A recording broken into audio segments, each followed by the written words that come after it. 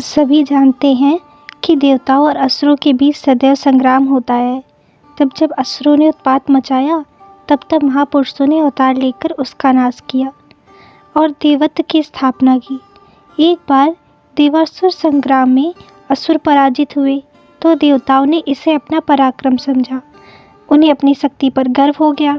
उन्हें यह अनुमान नहीं था कि इस विजय के मूल में परमपिता परमेश्वर की कृपा है। भगवान ने देवताओं के अभिप्राय को समझकर उनका अहंकार को दूर करने के लिए एक उपाय निकाला और स्वयं एक विचित्र यक्ष के रूप में अवतरित हुए। देवताओं को एक विचित्र यक्ष के प्रकट होने की खबर मिली। सभी विस्मित होकर एक दूसरे का मुंह देखने लगे कि यक्ष का प्रादुर्भाव कहाँ से हुआ। उनका इससे ज्ञान नहीं था। अंत में देवताओं ने अग्नि से पता लगाने का आग्रह किया। अग्नि बड़े अभिमान से चले और यक्ष के सम्मुख प्रकट हुए। तब यक्ष रूपी भगवान ने पूछा, आप कौन हैं? तुम मुझे नहीं जानते? अग्नि ने बड़े गर्व से कहा, मैं विश्व में अग्नि के रूप में प्रसिद्ध हूँ।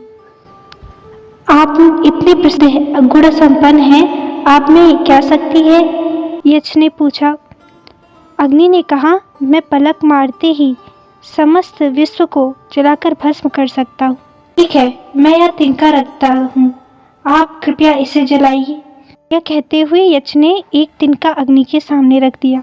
अग्नि अपनी समस्त शक्ति का प्रयोग किया। स्वयं क्रोध से प्रज्वलित हो उठे, लेकिन तिनके का बाल तक भागा नहीं कर सके।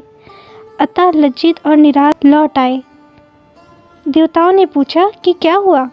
इस पर अग्नि बोले, यह यक्ष कौन है, इसका पता नहीं लगा। देवताओं ने फिर विचार विमर्श किया और वायु को यक्ष का पता लगाने का काम सौंप गया।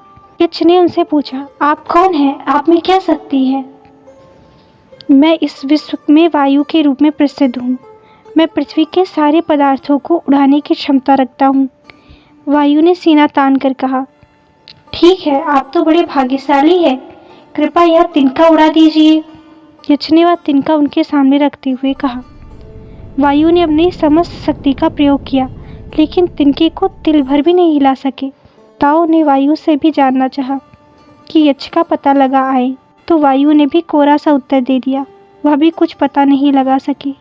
अंत में सभी देवता इंद्र के पास गए और यक्ष के बारे में पता लगाने की प्रार्थना की। ठीक है, मैं पता लगाने जाता हूँ, कहकर इंद्र वहाँ पहुँचे तो यक्ष अंतर्ध्यान हो गया। इंद्र बड़ी उमंग और आशा से वहाँ पहुँचे थे, किंतु यक्ष को न पाकर निराश हो गए। उसी समय भगवती पार्वती आकाश में प्रकट हुई। इंद्र ने उनका अभिवादन करते हुए यक्ष के बारे में जानने की जिज्ञासा की। माँ, यक्ष कौन था?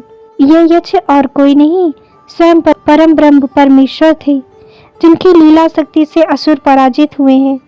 आप सब तो एक प्रकार से माध्यम ही थे। इस भ्रांति को दूर करने के लिए परमेश्वर ने स्वयं यक्ष रूप में प्रकट होकर आप लोगों के गर्व और अभिमान को भंग किया है। अब आप यह समझ लें कि इस विश्व में जो बड़े बड़े पराक्रमियों का पराक्रम, बलवानों का बल, तपस्वियों का तप, विद्वानों की विद्या आदि है, वह सब उसी परम ब्रह्म परमेश्वर की लीला है और उसकी विविध शक्तियों का ही चमत्कार है। विश्व में संपूर्ण हलचलों के एकमात्र केंद्र परमेश्वर ही है। बाकी सब जीवों और प्राणियों की शक्ति मिथ्या है। भगवती के वचनों को सुनते ही इंद्र की आंखें खुल गई। उन्हें बड़ी लज्जा आई अपनी भूल पर। उन्होंने प्रणाम किया। भगवती अंतर्ध्यान हो गई। इंद्र ने सभी देवताओं को जब परमेश्वर की इस लीला का उल्लेख किया तो सभी विस्मित हो गए और हाथ जोड़कर क्षमा याचना करने लगे।